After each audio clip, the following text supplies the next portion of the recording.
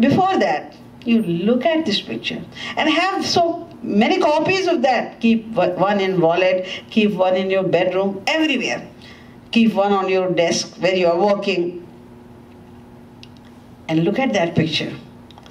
Just have a firm idea that he looks like this. And then, when you sit in front of your altar to worship God, then feel the same God who I saw in the picture, same Sri Krishna who I saw in the picture, is appearing in front of me in his live divine form. See him in divine form. You don't have to focus on the picture. Picture is material. Picture is made by an artist. But with the help of the picture, you feel the same God in the same form is appearing in front of me in his live divine form. And now look at his face. Look at his smile. Look at his beautiful curly hair. Look at his crown. Look at his morpunk and everything. Just focus on these things, one by one. In that way, you can meditate upon his divine form for hours and hours. And then it will be difficult in the beginning. When you will focus on his face, then sometimes you will see only eyes, sometimes you will see only crown, sometimes you will see black, nothing you will see. But keep doing it, practicing. God is sitting here already. Your Guru is sitting here already. He is noticing each and every action performed by you. So if you are trying your best to meditate upon the divine form of God, the God who is already sitting here, he knows. He knows you are trying your best. You are making so much effort, but your sanskars are bad. The mind is so far very dirty, so it is not grasping that form of God. So he is happy. He is sitting, he is looking at your efforts, and he is happy. Yeah, he is at least trying. All what we can do is try. We can make efforts only. The result is not in our hand, but we can make the efforts. Karmanyevadikaraste mahaphaleshu kadachana. Lord Krishna is saying that you just do your work, do your duty. You can do efforts only. So you just try. You try your best to meditate upon the divine form of God. That's it. If you are trying your best, you are sitting for 1 hour for your sadhana, and continuously you are trying to meditate upon the divine form of God, but even for a second, the form of God did not appear in front of you, in your eyes. Don't worry about that. Don't worry. You made the efforts for continuously for 1 hour. Yes, that is enough. God is happy with that because he is seeing everything. He is sitting in your heart. So just try. And once when you started doing that, you could not see any glimpse of God in your mind. Don't worry. When next day again you will sit for your sadhana, and you have to make a rule for yourself.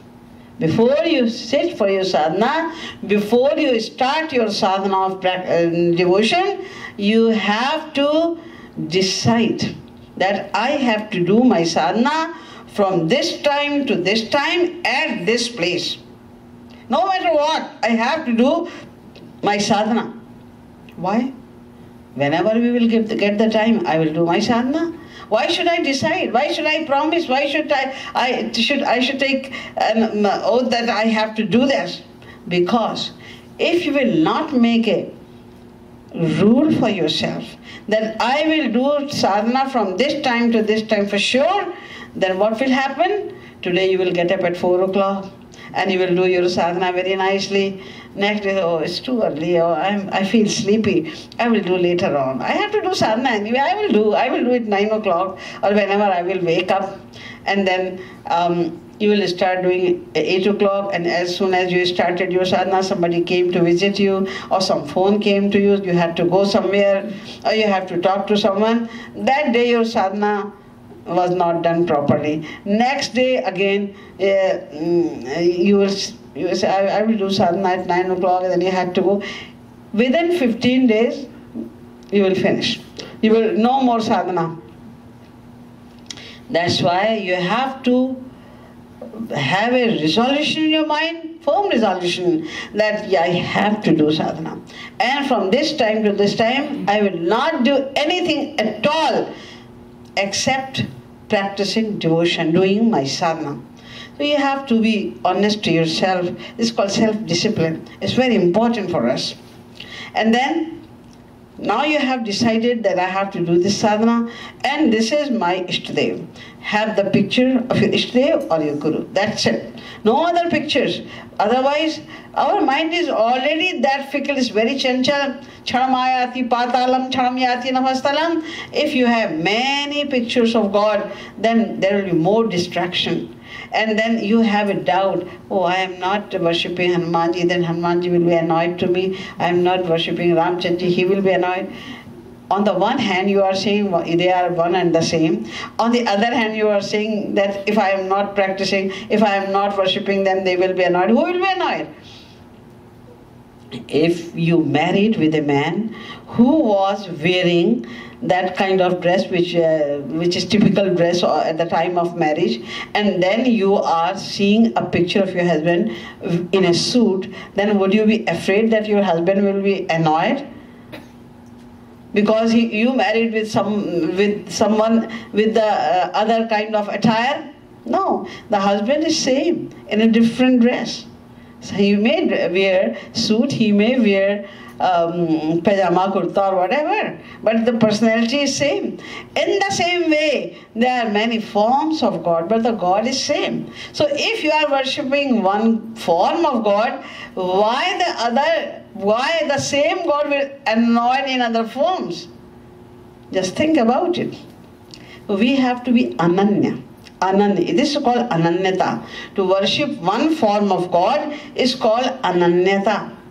Many people think ananyata means if you are worshipping one form of God, then do not worship any other form of God. It will be a sin. They are ignorant being. The definition of ananyata is Kham vayum agnim salilam mahim cha jyotishi sattvani disho drumadin sarit samudransha hare shariram yat kincha bhutam praname dananyaham. Kham means sky, vayu, agni, salilam, jal, pani, mahim, prithvi, earth. Whatever you see, the mountain, the trees, or anything else, not only the pictures or the idols of Ram, Krishna, Durga, Shankar, even if you are seeing Akash, you are seeing the mountain, you are seeing the trees, you are seeing the rivers, you are seeing the ocean, they all are the Hare Shariram. They are the bodies, they are the another form of God. And one devotee must know that he is omnipresent. He is omnipresent. Then God is sitting everywhere. So the Ananya means the one who bow down to all these forms of God without any discrimination, without any difference. That person is Ananya. If you are seeing, oh, I am the devotee of Sri Krishna and he is Hanumanji, how can I bow down to him? Even if you are passing the mandir of Hanumanji, you don't bow down. Why? Because you think, oh no, my Ishtadev is Sri Krishna. It is wrong to bow down to Hanumanji. No. If you are not bowing down to Hanumanji, then it is wrong. Because he is also Sri Krishna in this form. If Ram is also Sri Krishna in his other form. So this is not ananyata to neglect other forms of God or reject other form or insult other forms of God and worship one form. No. You have to worship one form of God, seeing the same form in all other forms of the world, material world. Everywhere. Ananya sees the same form of God everywhere, everywhere.